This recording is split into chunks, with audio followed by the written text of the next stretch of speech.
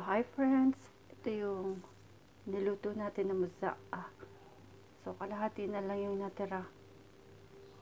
See? Ito po yung eggplant or talong sa atin. Tapos may minced meat. Giniling na baka. See? Marami siyang sabaw. Tomato sauce yan, friends.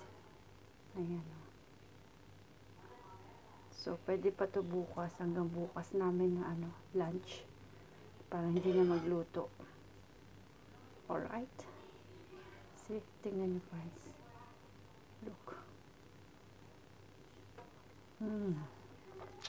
Sarap.